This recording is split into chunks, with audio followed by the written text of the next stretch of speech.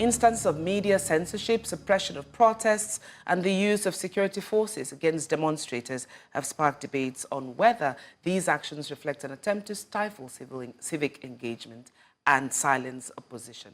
However, the increasing constraints on these freedoms highlight a critical moment for evaluating the resilience and the future of Nigeria's civic space. And today, joining us to have this discussion, we have the Executive Director of EIE, Opeyemi Adamolekun. We'd like to say welcome back to Jasiri, Opeyemi. Welcome. Thank you. Thanks for Why having not me. clap? Welcome to the show, Mr. Adamolekun. I mean, remember the last time she was here? Yes. It was such a brilliant, insightful conversation, and we're looking forward to that. To start it off, I remember, I think it was last year on the 18th of December, our President Bola Ahmed Tinubu, he called for a meeting in the State House or in Abuja, and he was addressing the newspapers Proprietors Association of Nigeria. Yeah. Yes, and essentially, I mean, many things were discussed there, chief of which was his commitment to ensuring, I wish you saw the reaction. A vein has landed. It popped. He was ensuring his commitment to freedom of speech, protecting the press, revamping the newspaper industry and things like that. It's been almost a year. It's been almost a year since then. Would you say that our president has upheld his promise? And if he has, or has he made any policies or done anything that can speak to his promise that was made that day? So I don't know if he's done anything for Newspaper Associations of Nigeria as an association, but as a media consumer and someone that spends a significant amount of time on social media, I would say no. Okay. I don't know the stats, and I wish I had actually gotten the stats. I think more journalists have been arrested in a finite period of time under his administration than before. And it's interesting, one, because he owns media houses. He's a media owner. TVC, Radio, Nation newspaper. The Minister of Information used to be a media owner. And I guess maybe he stepped down because he's now a minister. So that's the constant conversation, that you have both the person in charge of the ministry that sort of oversees media and the president, who are media owners. But the appetite for dissent is, they're like very, thin-skinned. Thin-skinned. Yeah, very thin-skinned. Yeah. And that's very disturbing for a democracy. I mean, there was, I don't know if you guys saw it, there was a flyer circulating. I don't know, you guys might get fined if I ask them to show it. But maybe we'll do it on the break and we'll see. Yeah. But there was a flyer that was shown that basically put him in a military uniform. And this was on the back of journalists being arrested, on the back of the attempt by the administration to criminalize protest as well. So yeah, it's certainly not. I mean, Yele was just picked up yesterday. Yes. And we were there for the 1000th time. I mean, yes. And so you're talking about it. We just had it up. We'll get it back up. The press attack tracker actually, and has looked at even the most difficult or the most dangerous states. And so right now there have been 110 verified attacks against the media.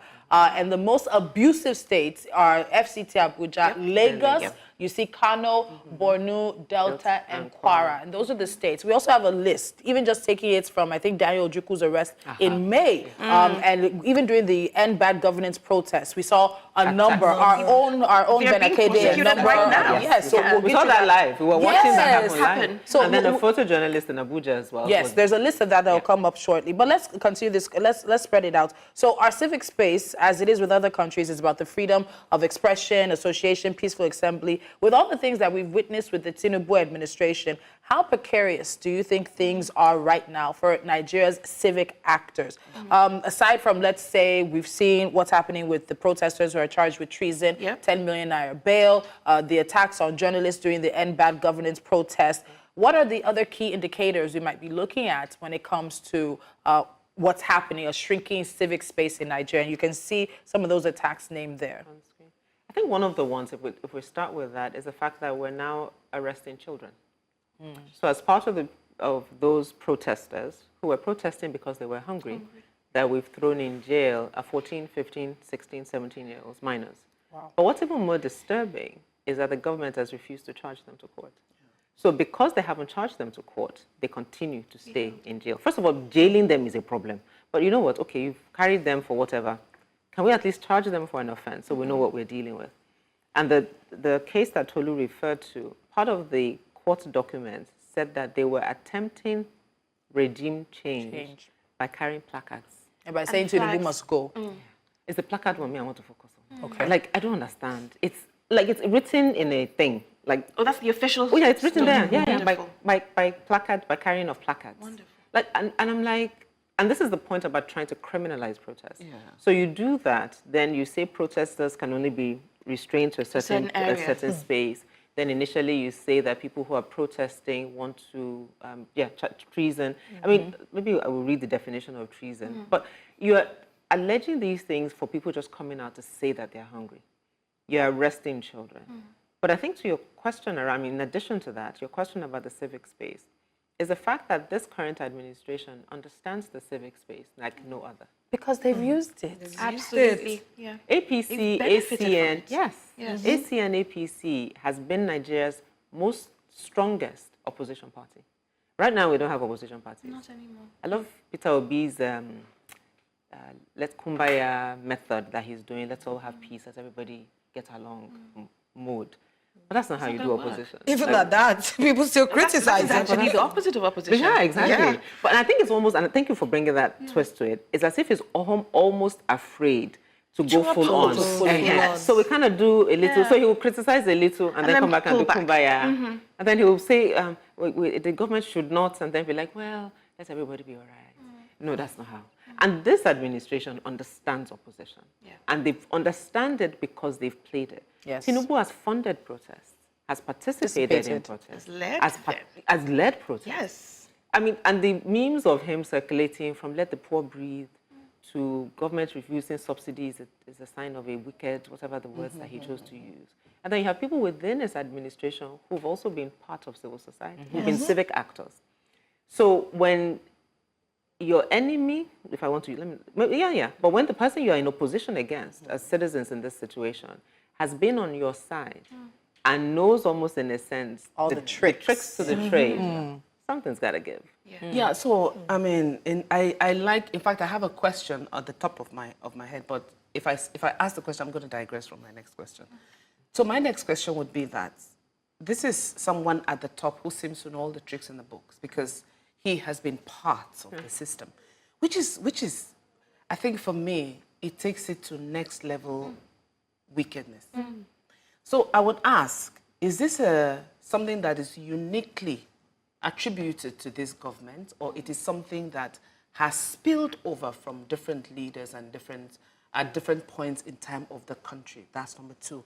And number three, most importantly for me, is this an intentional move by the man at the top, saying that where he is and his policies and his decisions, they go unchallenged or they are unchallengeable? I think I'll start with that because if you put a society in Straitjacket. in almost a grip of fear, Chokehold. then you're sure they're not going to challenge it. So, and it's pushing, and it's a test. Like if you take a child, and a child is doing something wrong, and there's no correction, the child will be watching you, and watching you. And if you don't do anything, they'll continue. Yeah. But if before they even move the hand, if you have told them, if you try yourself, recall. So if you are leading a country, and you do a little, nothing happens.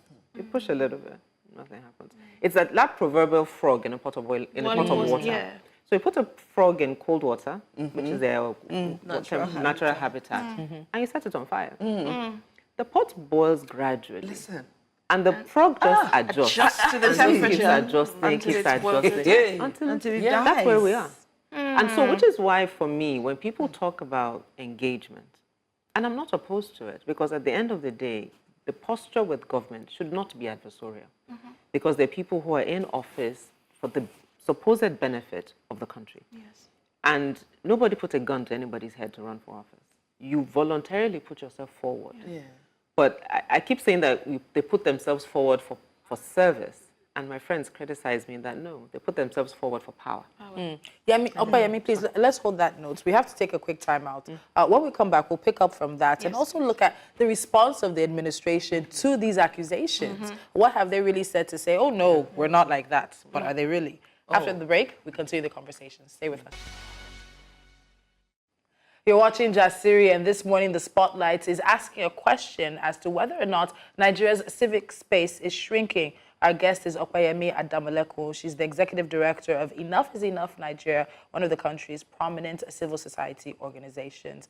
You were answering Catherine's question before the break, and then, of course, I know Annie has a question as well, looking at the administration itself around body language. Is it a continuum of other past leaders, or is this something we're drilling down to being a consequence of the Tinubu administration? She had asked the three-parter. I think I only remember one part. Whether it's, what gives the autonomy or the infallibleness about their policies. Yes, if challengeable or not. Yeah, challengeable or not with the decisions that the government or the president is making as a person. So we've celebrated 25 years of return to democracy this year, from 1999. Has it been a journey of previous administrations particularly caring about citizens, their voice and whatnot? No. And I say maybe mixed. We have times when citizens feel like they're engaging government, you are trying to move the needle. And then you have times where you just feel like you're hitting your head against a brick wall. But this administration, as I said earlier, is particularly different than previous administrations because unlike the previous ones, you have an administration that understands the civic space. Obasanjo was a former military ruler. Umaru Yar'Adua barely got a chance to govern because he was sick. Jonathan was in the midst of, they don't want him to run, they want him to run, and just trying to find his feet. And he didn't have much experience in politics anyway, so he was, in a sense, almost a fish out of water. Exactly, a fish out of water. And then you had Buhari, whose main claim to fame was really the fact that he wanted to be president. And that was it. And he got it. And once he got it, my dude was just chilling. And so he didn't really particularly care either way, even though, I mean, there was, journalists were jailed and things of that nature. But you didn't feel the oppression that you feel under this administration. And so because this administration has been a strong opposition and understands civic space, they're able to navigate it, I think, better than previous administrations have. And a key tool of that is just make people feel like they're powerless. Make people feel like they're helpless. And you see that in Nigerians. Yes. Like, if you're doing bad policies back to back to back, and people are just trying to survive, trying to find money to pay school fees, trying to find a way to keep their businesses moving, trying to find ways, how much time do you then have to be angry enough to do anything? Yes. Because you're just you're just surviving, just trying to keep it together.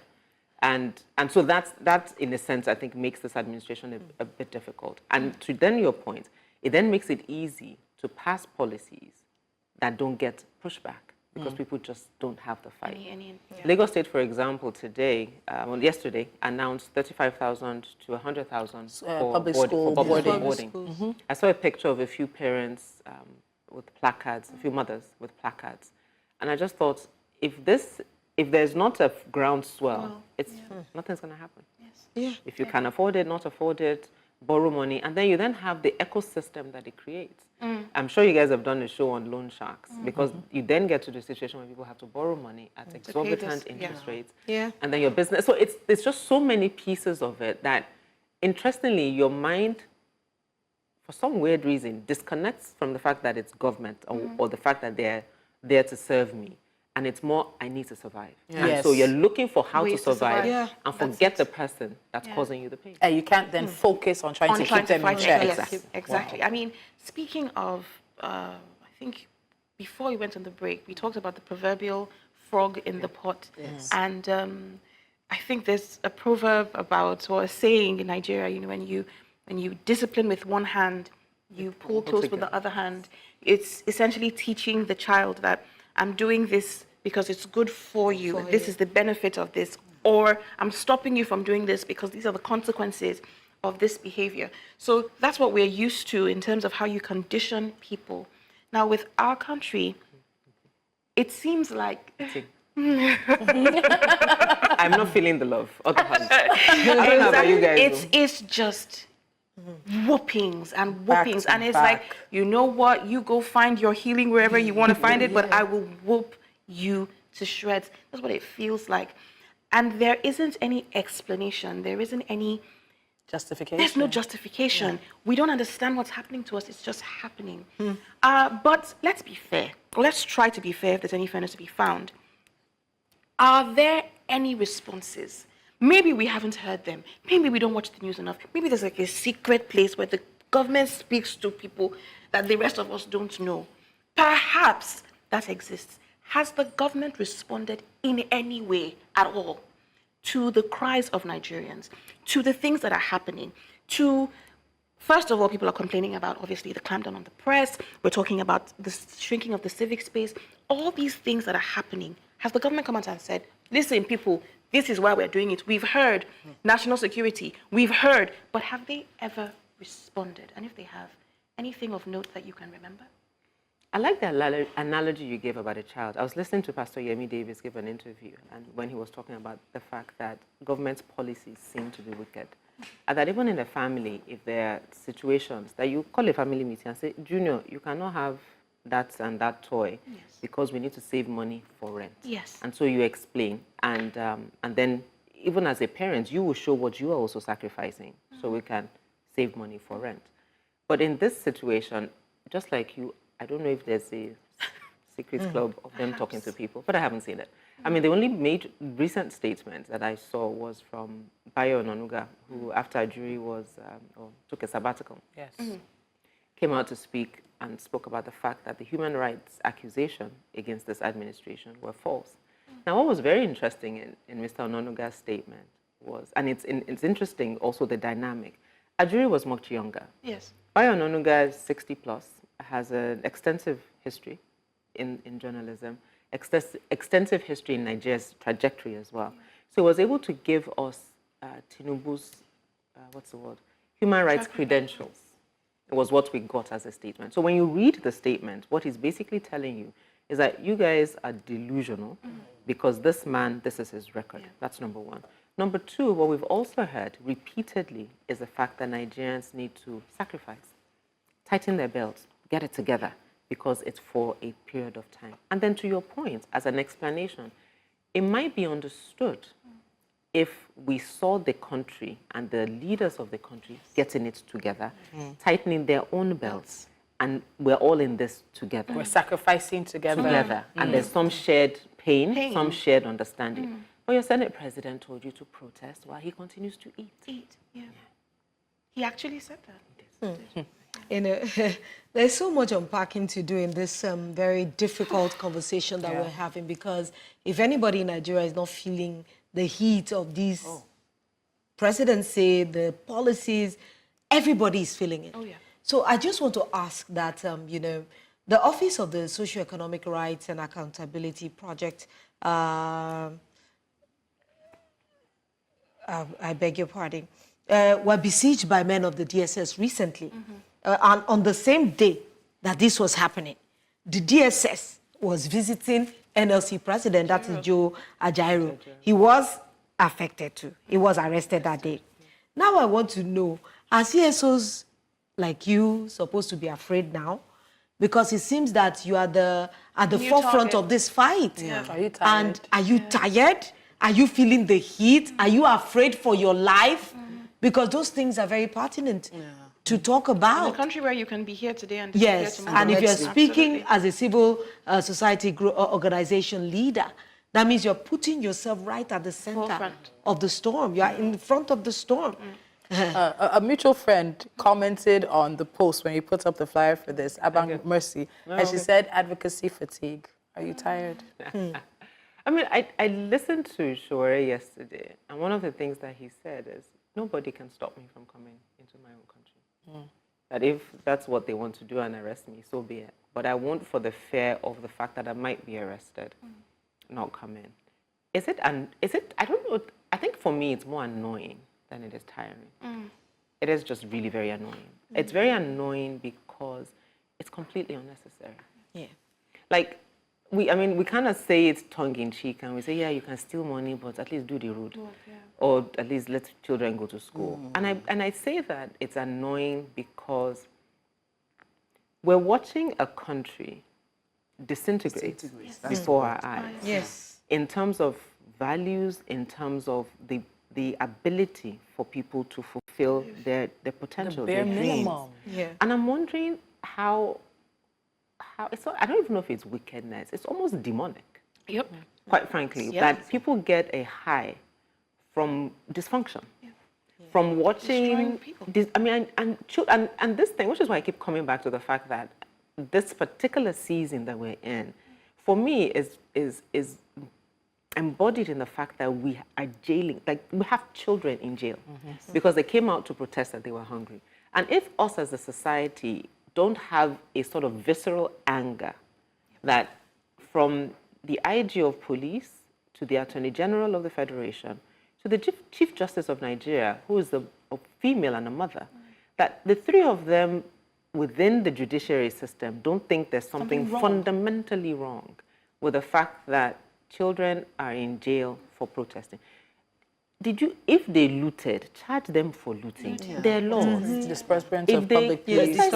Whatever it is that they supposedly property, did. public But you're property. holding 14, 15, 16-year-olds because you feel like it. And because you 30, think... 40, 45-year-olds, by the way, because they're not being held separately. Precisely, with them. Yeah. And as someone was saying in a conversation yesterday, he says, meanwhile, your economic saboteurs who are breaking pipelines, who are stealing our crude, I haven't seen anybody arrested or being put in jail. I don't know if you guys have. Kidnappers and bandits are on TikTok, flouting money that they've taken. Yeah. I don't see anybody. And then the state governor wants to empower people in a community to defend themselves by teaching them self-defense and giving them guns. And then that's going to be budgeted for, maybe cost us, the state, 300 and something million. Even if it's only money. But we saw what happened in Yobe. when that happened. Yobe came back. Boko Haram came back in Yobe in full force. Because 2 of their men were killed. Yes. They took back over 100 in vengeance. And now, where are those people? They're part of The community had to bury a lot of people. And a state governor thinks the way to get out of this is to give let's people not do our guns. jobs. No, not at all. We don't have responsibility for security. I don't get a security vote. I'm complaining. This governor, the governor of Katsina, you said you only have 4 guns in your whatever it is, or your police in your state has 4 guns. Your security vote, what are you doing with it? Like, what are you doing with it?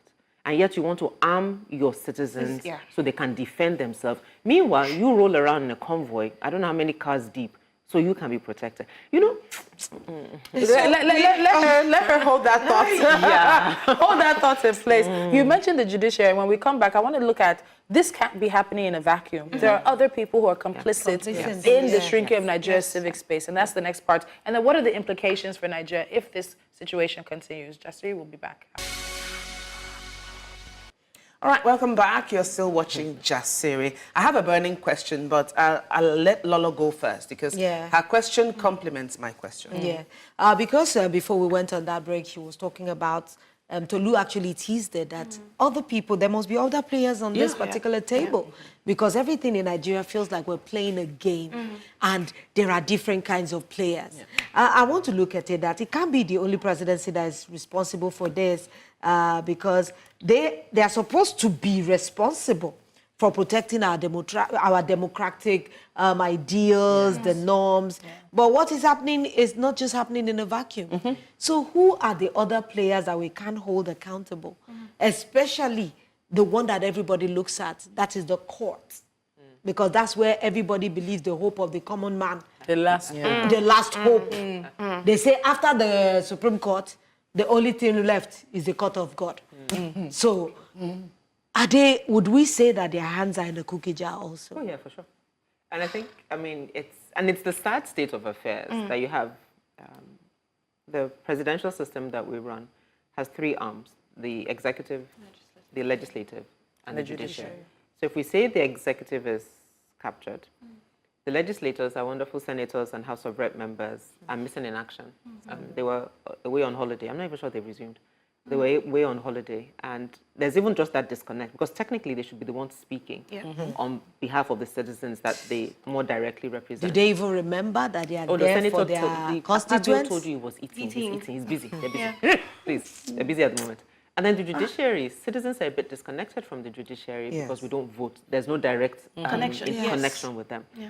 But from judgments that they've given, elections tend to be the most, what's it called? The most visible when they give very funny election judgments. But from the posture of the judiciary, the type of people that go into the judiciary, the judgments that we hear, we're always wondering that, are you people in this country? Are you paying attention? Yeah. And so that is a bit of a challenge. Like somebody should have gotten, or we file, I'm not a lawyer, but they file motions, I guess even for this arrest, they file motions that you get the paperwork overnight. And you're wondering, but there's a process to be followed, but it wasn't followed because somebody is trying to push an agenda or push something through. Even if it's the executive or the IG, the police is under the executive, that is trying to do that, judiciary should be like, no. There's a proper way to do this. There's a process in law that you file this, you file that, you file that. But and this started, I would say, I think it was under Buhari, when the Chief Justice of Nigeria was removed with a piece of paper. Yes. All right, so how does the current situation now compare to previous periods of Nigeria's political history in terms of civic freedom? If you want to plot that graph, how does it look? And while military or authoritarian rule can never be the same as democracy, who would have thought that the once feared late General Sani Abacha will now be romanticized? A base of comparison. I was chatting with someone yesterday who told me, at that point, Kat, do you remember when we used to think Abacha was the worst we could ever get? That's how he put it. Say, remember that time when we said Abacha the thief money pass. Now be say in the land work where these ones are concerned. I'm speaking honestly verbatim. This is what happened. So we are now, looking at the man con todo lo with translate. we are romanticizing him. Like, wow. Things were better. People remember food was cheaper. Inflation was low, was in single digits, food was cheap. For a military dictator. Because now every other day there's a new spate of kidnapping. So it's like... no, let's not even what is this democracy doing for us? But that's the thing. And while I'm certainly opposed to military rule, I can certainly understand it. Yeah. Because at the end of the day, what people are comparing are indices of their quality of life and cost of living. Yeah. So people are basically saying, this one we have freedom of speech, which is even being suppressed, I will sacrifice the ability to speak, the ability to vote, for the ability to eat. And be safe. And be safe. That's literally, if you put it that way. Now, does that make sense? Yes, it does make sense. But part of the journey of self-actualization is for you to have the ability to speak and to express an opinion and to choose between an apple and an orange. Not the fact that you have apples in abundance, but I want to be able to make that choice. And it's very challenging that under and we've seen, obviously, even not just Abacha, we've also seen, sort of language around maybe let the military come back. Especially when in the West African region, we've seen those coups happening.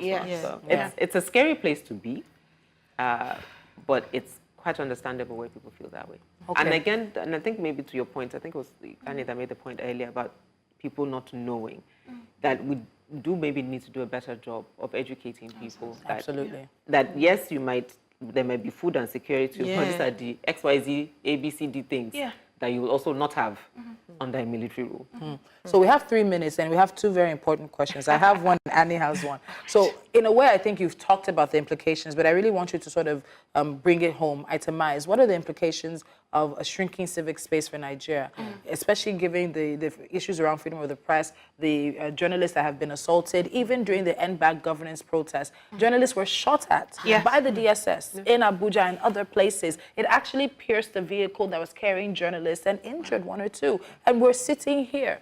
And even though we have our issues as the Nigerian media, we're one of the best in West Africa still. So what are the implications of a shrinking civic space for Nigeria's democracy and human rights? And then Annie will ask her last question. We got to move all the time. But really quickly, implications on human rights, I would say the frog. The frog dies.